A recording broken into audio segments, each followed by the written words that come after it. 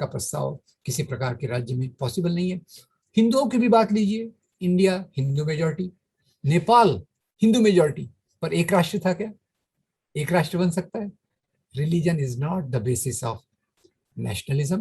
What is the basis of nationalism is the common land mass and the culture and the ideology which develops with interaction of people.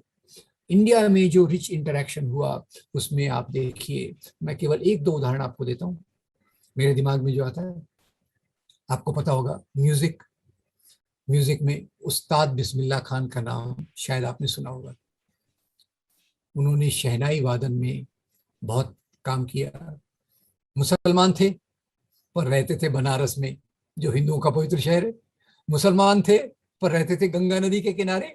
मुसलमान थे पर हिंदू मंदिरों की सीढ़ियों पर बैठकर हिंदू देवी देवताओं को समर्पित करके वो अपने संगीत को बनाते थे। तो ये यहाँ की कल्चर है कि जहाँ भक्ति संत कबीर, तुकाराम, नामदेव, नरसिंह मेहता को मानने वाले हिंदू भी हैं, मुसलमान भी हैं। सूफी संत की दरगाह पर जाने वाले हिंदू भी हैं, मुसलमान भी हैं। और ये परसों में अखबार में पढ़ा तो उसको मैंने अपने तरीके से फॉरवर्ड। केरल की एक मुसलमान महिला ने 50 पेंटिंग्स लॉर्ड श्री कृष्ण की बनाई है।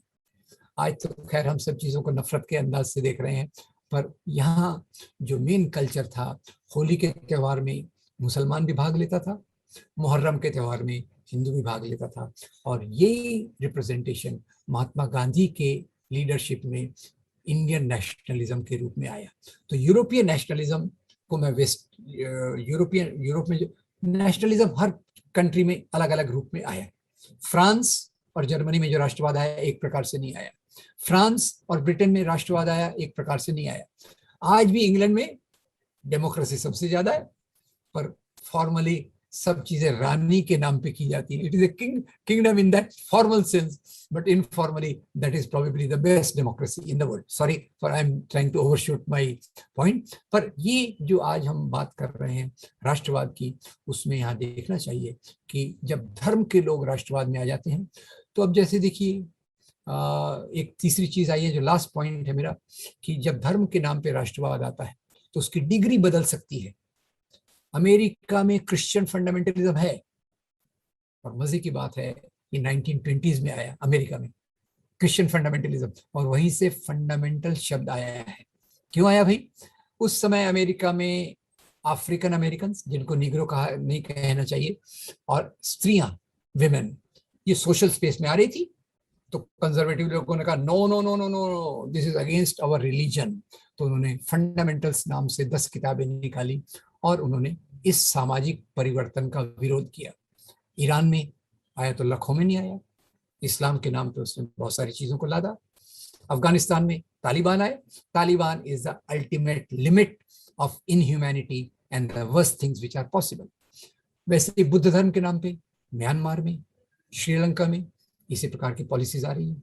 तो जहां भी धर्म को राजनीति से जोड़ा जाता है, मेरी समझ में that nationalism tries to restrict the rights of equality of women, low caste, and the poor people. That is a fundamental thing, and it also targets the people of other religion. जैसे आप Italy में देखिए तो mainly उन्होंने target किया वहाँ के religious minorities को। जर्मनी में उन्होंने टारगेट किया जूस को, जो one of the worst tragedies of the global thing. तो इंडिया में भी अगर हम हिंदू राष्ट्र की बात, इस्लामिक राष्ट्र की बात को स्वीकार करेंगे तो पूरी तौर से गलत होगा। आज 2 अक्टूबर के दिन हम कम से कम इस बात को अंडरलाइन कर सकते हैं कि जो गांधी, मौलाना आजाद, खान अब्दुल गफ्फार खान, सरदार पटेल, नेहरू, सुभाष चंद्र बोस, इनका डिटेल में मैं आपको एक एक चीज बता सकता हूँ कि कैसे ये सब लोग इंडियन नेशनलिज्म को कंट्रीब्यूट करते थे। सुभाष चंद्र बोस, लगता है कि उनके और गांधी के बहुत झगड़े थे। आजाद हिंद फौज बनाई, और फौज में जो पहली बटालियन थी उसका नाम था गांधी बटालियन, दूसरी बटालियन का नाम था नेहरू बटालियन, तीसरी बटालियन का नाम था Maulana Azad battalion. What means within the Indian nationalism framework also there might be differences. We are human beings. We are not living under kingdom. We are not slaves. some differences of opinion are there which are perfectly welcome. पर सवाल ये है कि आपकी basic value क्या है? क्या हम हिंदू धर्म के नाम के चलने वाले राष्ट्रवाद को अपना राष्ट्रवाद मान सकते हैं? इस्लामिक धर्म के नाम के राष्ट्रवाद को हम क्या एक्सेप्ट कर सकते हैं? क्रिश्चियन फंडामेंटलिज्म को क्या हम स्वीकार कर सकते हैं? तो नेशनलिज्म का मतलब मेरे लिए जो है, यूरोप से हम यही सीखते हैं कि फ्रांस में जो नेशनलिज्म आया वो मेरे ख्याल से एक बेसिक मॉडल था। उसी यूरोप में इटली और जर्मनी में नेशनलिज्म आया, that is the worst thing human society has faced.